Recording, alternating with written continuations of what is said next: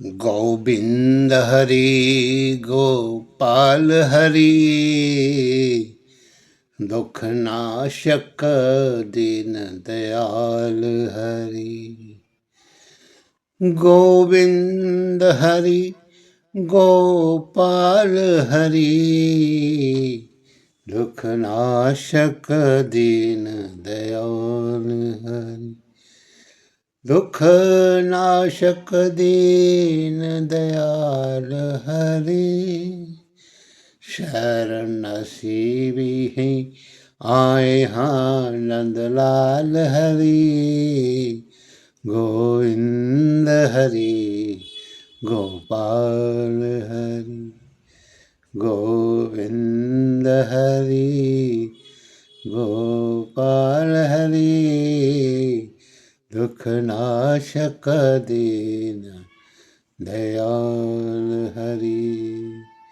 बोलिए श्री विष्णु भगवान की जय।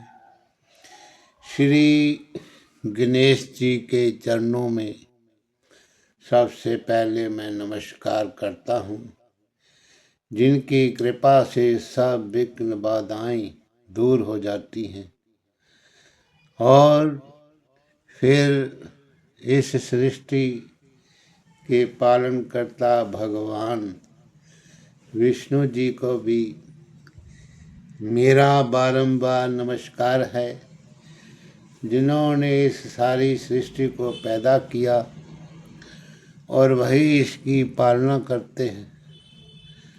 तो जब इस पृथ्वी पर दुष्ट राक्षसों राजाओं का पाप का भार बढ़ने लगता है, तो वे इस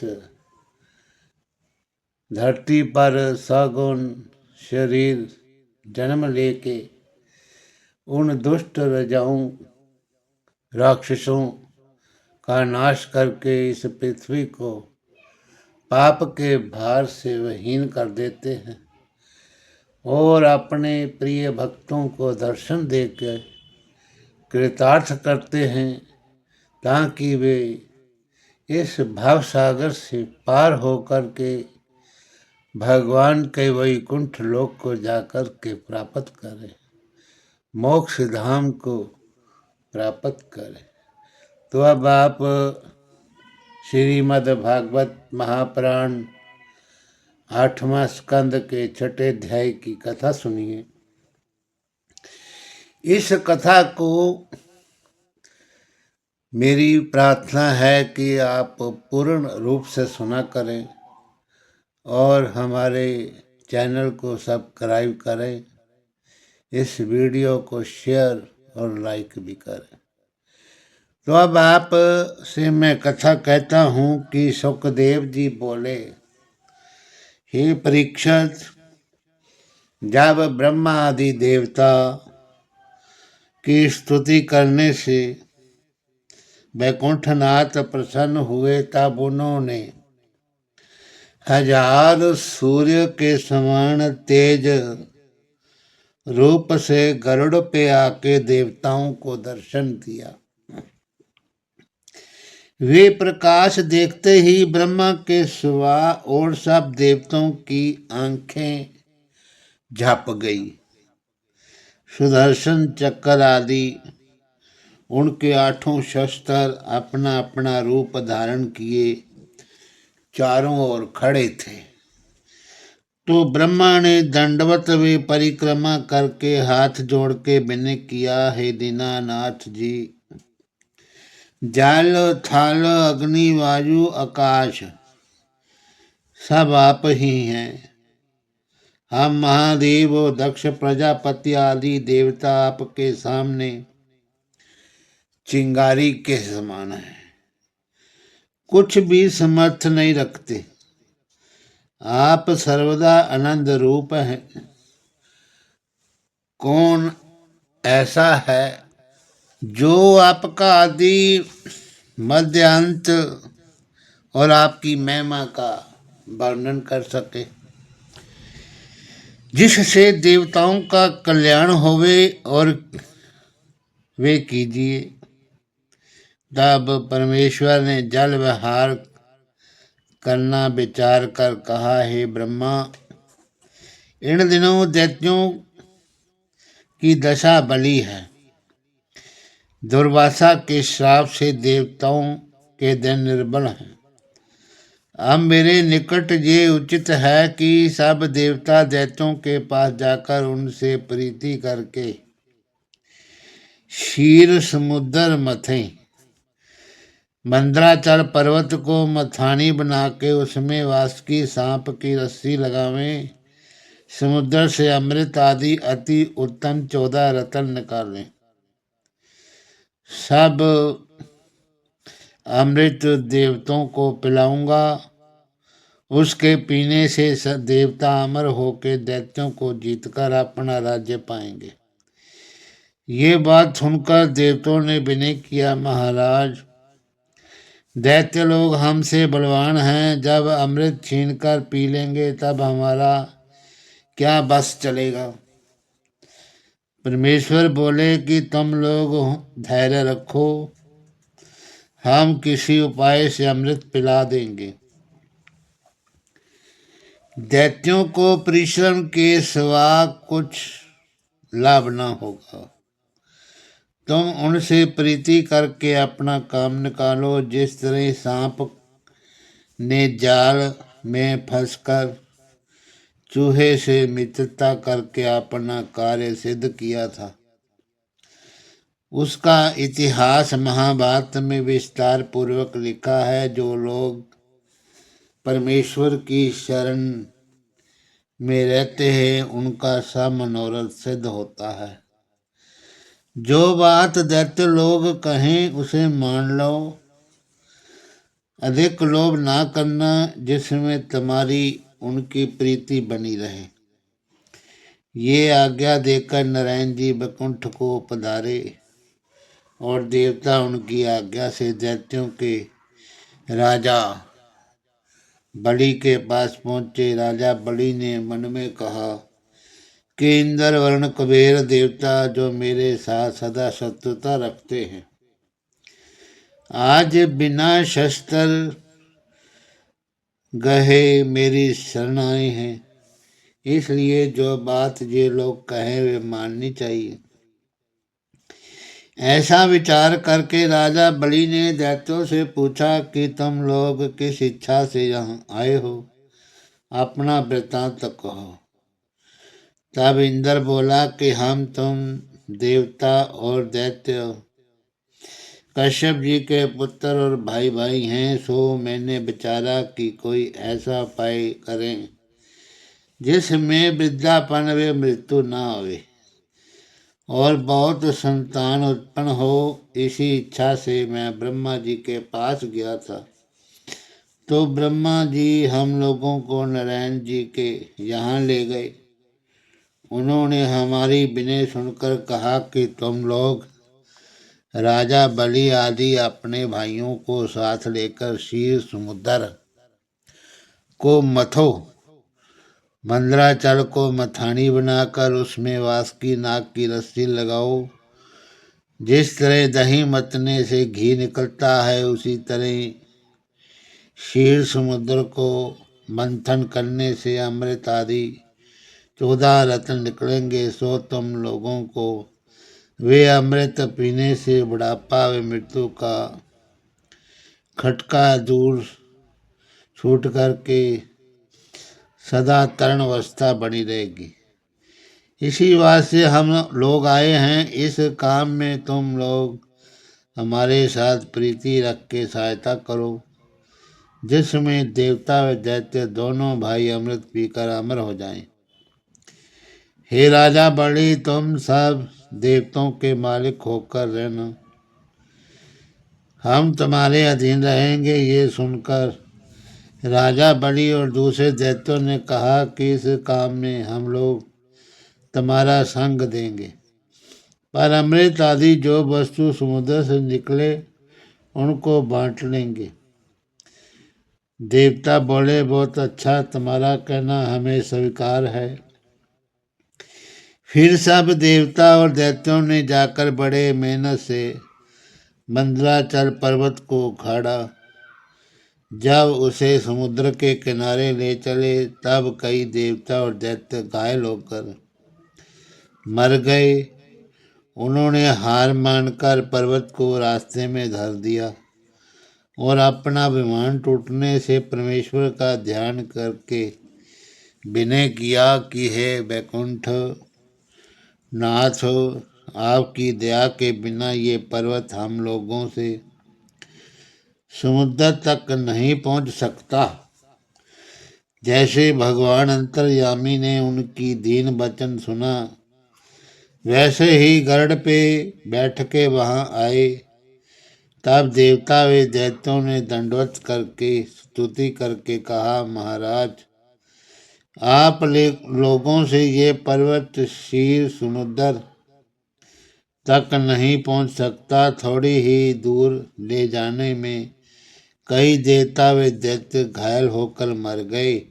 ये वचन सुनते ही परमेश्वर दीन दयालु ने अमृत दृष्टि से देखकर घायल व मरे हुए को जिला दिया और बाएं हाथ से मंदराचल पर्वत को उठाकर गरुड़ की पीठ पे धर लिया। सब देवताओं और दैत्यों को भी गरुड़ पे बिठा के एक क्षण में समुद्र के किनारे जा पहुंचे।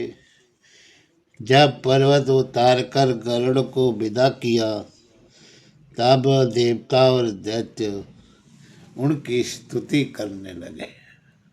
शुकदेव जी बोले, हे परीक्षित, जब परमेश्वर ने समुद्र के किनारे पहुंचकर देवताओं दैत्यों को वासुकी नाग के लाने की आज्ञा दी, तब उन्होंने पाताल में जाकर वासुकी से कहा कि नारायण जी की आज्ञा से मंदराचल में तुम्हें लपेट कर समुद्र मथा जाएगा, सो तुमको बुलाने आए हैं, चलो। ये सुन के वासुकी नाग बोला कि पर्वत में लपेटने से मेरे कोमल अंग को दुख होगा, इसलिए मैं नहीं चल सकता। देवताओं और दैत्यों ने उत्तर दिया कि परमेश्वर ने बुलाया है, सो उनकी आज्ञा मानकर जरूर चलना चाहिए। ये वचन सुनकर जब वासुकी नाग लाचारी से नारायण जी के पास गया तब वैकुंठनाथ बोले, हे वासुकी नाग, तुम कुछ सोच मत करो, तुम्हें दुख नहीं होगा। अमृत निकालने पर तुम भी भाग पाओगे। जब देवताओं और दैत्यों ने वासुकी नाग से पर्वत लपेटकर समुद्र में डाल दिया और मंदराचल पानी पर ना ठहर कर डूबने लगा, तब देवताओं और दैत्यों ने परमेश्वर से विनय किया, हे महाप्रभु, पहाड़ पानी में डूबा जाता है, हमारा बल कुछ काम नहीं करता, समुद्र किस तरह मथे। ये वचन सुनकर नारायण जी ने कश्यप का रूप धारण करके, कच्छप रूप लाख योजन लंबा व चौड़ा था, उसने पर्वत को अपनी पीठ पे उठा लिया। जब वे पहाड़ जल पर ठहर गया तब भगवान जी ने देवताओं और दैत्यों से कहा कि पहले तुम लोग गणेश जी की पूजा करो, जिससे तुम्हारा मनोरथ सिद्ध होवे। गणेश जी की उत्पत्ति इस तरह हुई है कि एक दिन पार्वती जी बैठी हुई महादेव जी के पंखा हाँकती थी। उसी समय उनके बालक उत्पन्न हुआ। पार्वती जी उसको प्रेम से देखने लगी तो पंखा हाथ से गिर पड़ा। इसी कारण शिव जी ने क्रोध होकर के एक त्रिशूल उस बालक को ऐसा मारा कि उसका सिर कट के ना मालूम कितनी दूर जा गिरा। ये दशा देखकर पार्वती ने कहा कि ये मेरा पुत्र था, तुमने क्यों मारा? अब फिर इसको जिंदा करो, नहीं तो मैं भी अपना तन छोड़ दूंगी। ये वचन सुनकर महादेव जी बोले कि इस बालक को का मस्तक बहुत दूर चला गया, अब वे नहीं आ सकता। उत्तर दिशा में सिर करके जो जीव मरा पड़ा हो उसका सिर ले आओ, तो मैं इसे जला दूंगा। खोजने से एक हाथी उत्तर को सिर किए मरा हुआ मिला। उसे महादेव जी के गण ले आए। उस बालक के धड़ में वे सिर जोड़कर महादेव जी बोल उठे, बोले उठ बैठ। वे बालक उठ खड़ा हुआ। तब शिवजी ने उसका नाम गणेश रख कर ऐसा वरदान दिया कि आज से तीनों लोकों में जिसके यहाँ शुभ कार्य हो वे प्रथम गणेश जी की पूजा करके पीछे दूसरा काम करे तो उसका कार्य अच्छी तरह संपन्न होगा। उसी दिन से सब लोग गणेश जी की पूजा करते हैं। तो श्याम सुंदर जी की आज्ञा पाके देवताओं और दैत्यों ने भी पहले गणेश जी की पूजा की। फिर नारायण जी की आज्ञा से देवताओं ने वासुकी नाग का सिर पकड़ा और दैत्यों से पूंछ पकड़ने को कहा। तब दैत्य लोग अभिमान से बोले कि हम किस बात में तुमसे कम हैं जो अशुद्ध अंग पूंछ को पकड़े। ये सुनकर के परमेश्वर ने देवताओं से कहा कि तुम ही लोग पूंछ पकड़ो।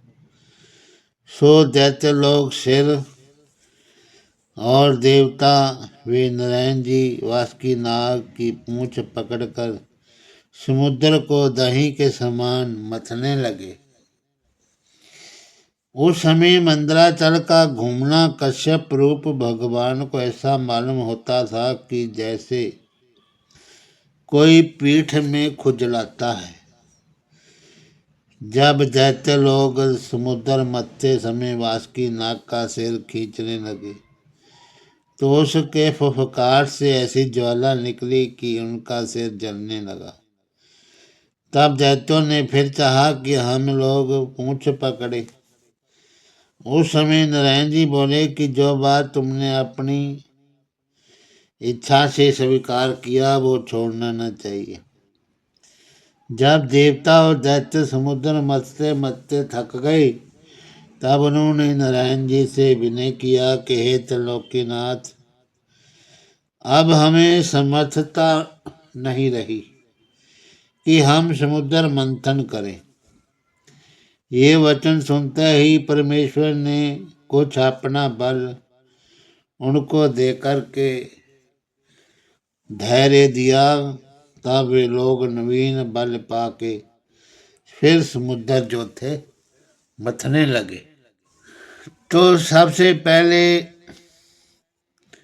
उसमें हलाहल विष निकला, जिसकी गर्मी पाके समुद्र के सब जलचर जीव व्याकुल हो गए। देवताओं दैत्यों ने घबराकर कहा कि हे वैकुंठनाथ, इस विष को रखने का कहीं ठिकाना कीजिए, नहीं तो हम लोग इसकी गर्मी से मरा चाहते हैं। तब भगवान बोले, इस विष को महादेव जी के सिवा दूसरा कोई स्वीकार नहीं कर सकता। तुम लोग उनकी विनती करो। ये वचन सुनकर देवताओं ने महादेव जी से हाथ जोड़कर कहा, हे महाप्रभु, इस विष से तीनों लोकों के जीव जलकर मरना चाहते हैं।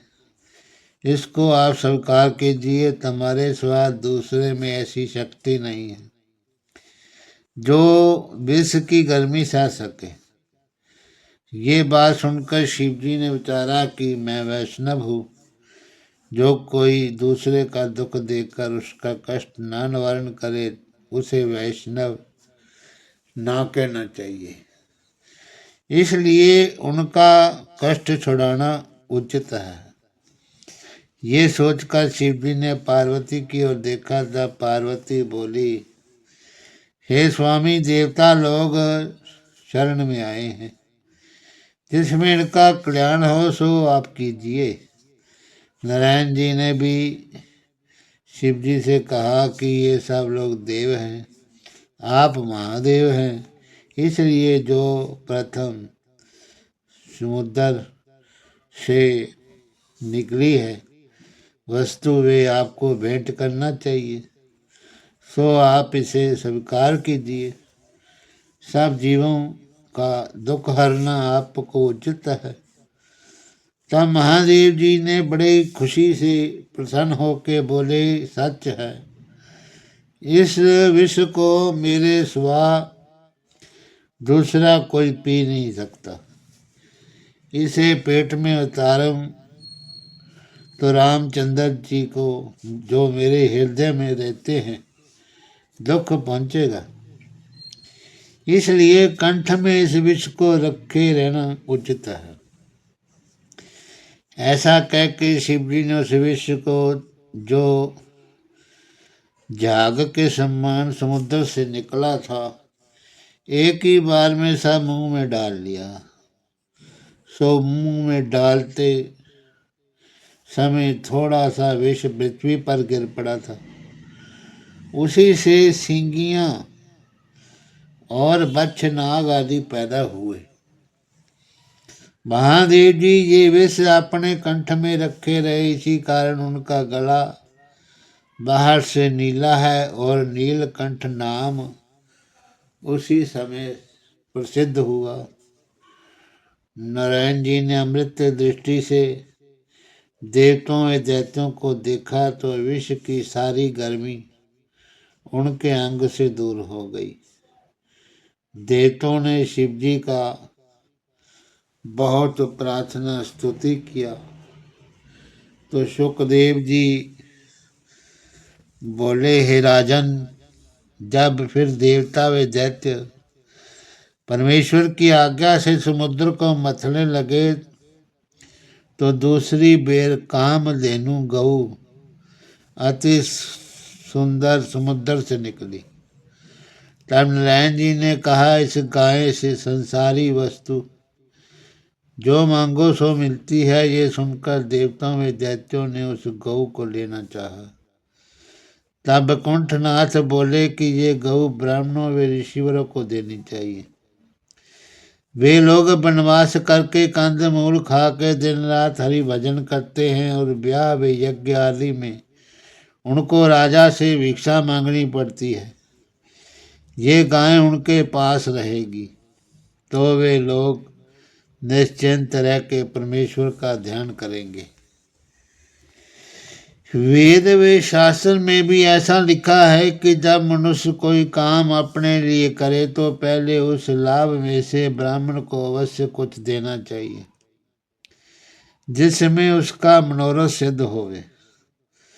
ये वचन कहकर भगवान जी वे गौ वशिष्ठ दुर्वासा आदि ऋषिवरों को देकर बोले कि तुम इस गौ को देवलोक में रखो। जब ब्राह्मणों और ऋषिवरों को किसी वस्तु की चाह हो तो गाय को अपने स्थान पर ले आकर उससे जो पदार्थ चाहो मांग ले और गऊ को फिर वहां पहुंचा दे। गऊ देकर जब फिर समुद्र मंथने लगे तब नारायण जी ने कहा कि अब जो समुद्र से निकले उसमें एक वस्तु दैत्य और एक वस्तु देवता लेवे। तीसरी बेर उच्च श्रेवा नामक घोड़ा सफेद वर्ण अति सुंदर निकला। सो दैत्यों ने कहा कि ये घोड़ा राजा बलि के चढ़ने योग है। नारायण जी ने वे घोड़ा दैत्यों को दे दिया। चौथी बेर ऐरावत हाथी सफेद वर्ण चौदंत प्रकट हुआ तो वे देवताओं को दिया। तब दैत्यों ने कहा कि हाथी हमको दीजिए, देवता हमसे घोड़ा ले ले। श्याम सुंदर बोले, जो बात ठहर गई उससे फिरना नहीं चाहिए। पांचवी बेर कौस्तुभ मणि अति तेज वाली महासुंदर निकली। उसे देखकर नारायण जी बोले कि ये हम लेंगे। जब दैत्यों देवताओं ने प्रसन्न होकर कहा कि बहुत अच्छा, तब त्रिलोकीनाथ ने वे मणि पिरो करके गले में पहन लिया। तो छठी बेर पारिजात नामक एक वृक्ष निकला। तब नारायण जी बोले, इस विष को जो मांगो सो देगा। दैत्यों ने ले लिया। कदाचित कोई कहे कि वे वृक्ष इंद्रलोक में किस तरह गया। सो जानना चाहिए कि वे 14 रत्न समुद्र से निकलने के बाद देवताओं और दैत्यों में युद्ध हुआ। तब देवता दैत्यों को जीतकर वे वृक्ष देवलोक ले गए। 7वीं बेर रंभा नाम की अप्सरा महासुंदरी क्षीर सागर से निकली। वे किसी को नहीं मिली, वैसा होकर रही। तो 8वीं बेर लक्ष्मी जी अति सुंदर उत्तम भूषण ललित वस्त्र पहने, दाहिने हाथ में कमल का फूल और बाएं हाथ में माला लिए समुद्र से निकली। उन्हीं का रूप देखते ही नारायण जी के सिवा सब देवताओं दैत्यों ने उन पर मोहित होकर समुद्र का मथना छोड़ दिया और उनके चौगिर्द होकर आकर चाहा कीने लेने में। तब लक्ष्मी जी बोली कि मुझे बरजोरी कोई नहीं ले सकता। जिसमें सब गुण होंगे उसके पास मैं अपनी इच्छा से रहूंगी। मेरे निकट देवता दैत्य दोनों एक से हैं। तुम सब देवता दैत्य तपस्वी ऋषिवर ब्राह्मण गंधर्व आदि अपनी अपनी पंक्ति बांध कर बैठो। उनमें जिस पर मेरा मन चाहेगा उसके गले में जयमाला डाल के उसे पति बनाऊंगी। जब उनकी आज्ञा अनुसार वे सब पंक्ति बांध कर बैठ गए, तब पहले लक्ष्मी जी दैत्यों को देखकर बोली, इन लोगों का राज्य सदा स्थिर नहीं रहता और ये लोग अभिमानी होकर पाप करते हैं, इसलिए उनकी संगत करना ना चाहिए। फिर तपस्वी ऋषिवरों को देखकर कहा कि ये लोग महाक्रोधी हैं, थोड़ा अपराध करने पर भी बड़ा भारी शाप दे देते हैं। फिर ज्ञानियों को देखकर बोली, ये लोग नियम आचार से ना रह के मनमाना कर्म करते हैं। फिर देवताओं को देखकर कहा कि ये लोग निर्बल हैं। जब इन पर कुछ विपत्ति पड़ती है तब नारायण जी की शरण में जाकर उनसे सहायता लेते, इसलिए इनको अंगीकार करना भी उचित नहीं। उसी समय पृथ्वी ने अति उत्तम रत्न जड़ित सिंहासन लाकर उस पर लक्ष्मी जी को बिठाया और गंगा यमुना नर्मदा आदि तीर्थ स्त्री रूप होकर स्वर्ण के कलशों में अपना अपना जल ले आए। कामधेनु गऊ ने दूध दही गोबर गौमृत विघृत मिलाकर पंचगव्य बनाया। पृथ्वी ने पंचगव्य और तीर्थों के जल से लक्ष्मी जी को स्नान कराया। अति उत्तम भूषण में वस्त्र पहनाकर यथा योग्य उनका श्रृंगार किया। तब लक्ष्मी जी ब्रह्मा को देखकर बोली, ये बूढ़े हैं। फिर इंद्र वरुण कुबेर देवताओं को देखकर कहा, इनको 8 पहर अपनी पदवी बढ़ाने की इच्छा बनी रहती है। फिर लोमस आदि ऋषिवरों को देखकर बोली कि इन लोगों की तो इतनी बड़ी आयु है कि कितने ब्रह्मा इनके सामने मर जाते हैं। सो दीर्घ आयु होने से निर्बल होकर अशुभ कर्म करने से नहीं डरते और मृत्यु का भय नहीं रखते। जो मनुष्य मरने से डरता है उससे कुकर्म नहीं होता। फिर लक्ष्मी ने नारायण जी के सम्मुख जाकर उनका रूप तेज बल गुण देखकर कहा कि ये त्रिलोकीनाथ सब गुणों से भरे हैं पर एक दोष इनमें भी है कि संसारी वस्तु की इच्छा वे किसी का मोह नहीं रखते।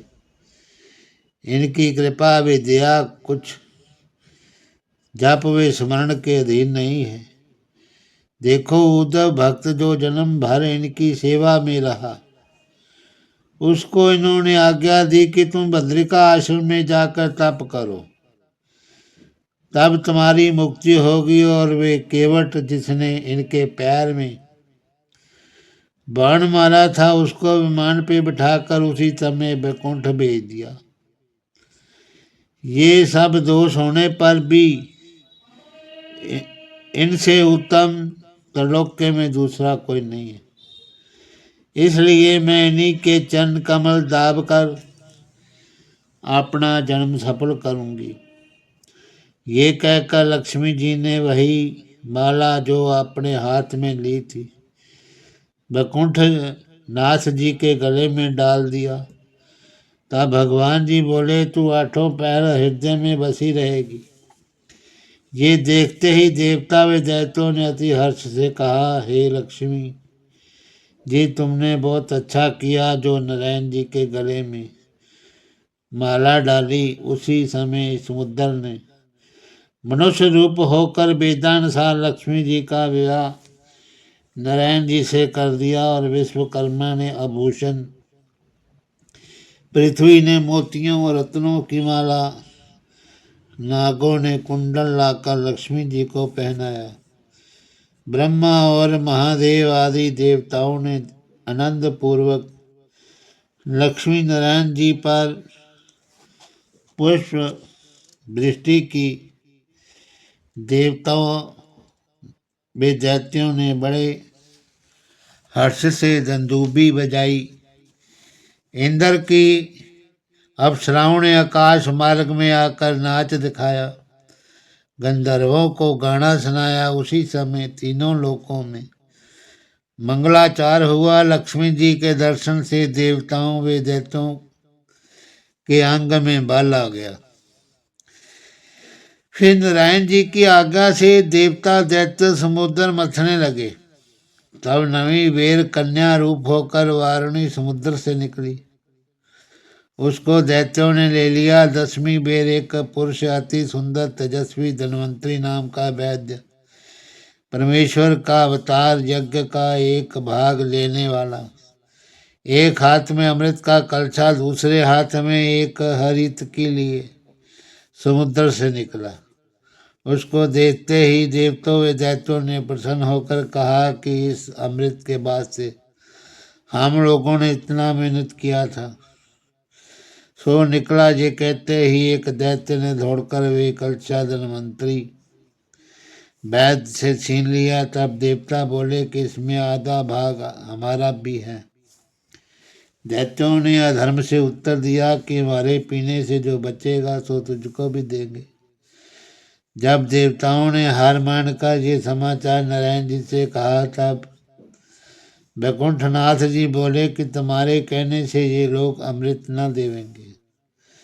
मैं अपनी माया से कोई उपाय करके अमृत तुम्हें पिला दूंगा, तुम सोच मत करो। उनके कहने से देवताओं को धैर्य हुआ। दैत्य अमृत का कलछा धन्वंतरी से छीन ले गए। जो दैत्य उनमें बलवान थे, वे एक दूसरे से कलछा छीन लेते थे। किसी दैत्य को इतना अवकाश नहीं मिलता था कि जो उस अमृत को पी सके। उसी समय नारायण जी मौनी मूर्ति, अति सुंदर उत्तम भूषण व वस्त्र पहने स्त्री रूप प्रकट होके देवताओं व दैत्यों की ओर चले। इतनी कथा सुनाकर सुखदेव जी बोले, हे राजन, मौनी रूप उसे कहते हैं कि जिसका रूप देखकर देवता दैत्य मनुष्य योगीश्वर मुनीश्वर यति समोत होकर विवल हो जाते हैं। यही स्वरूप परमेश्वर ने धरा था। हरिओम तत्सत। नमो नमः। श्री कृष्ण गोविंद हरे मुरारी, हे नाथ नारायण वासुदेवा। श्री कृष्ण गोविंद हरे मुरारी, हे नाथ नारायण वासुदेवा। हे नाथ नारायण वासुदेवा, हे नाथ नारायण वासुदेवा, हे नाथ नारायण वासुदेवा। श्री कृष्ण गोविंद हरे मुरारी, हे नाथ नारायण वासुदेव। बोलिए श्री लक्ष्मी नारायण भगवान की जय।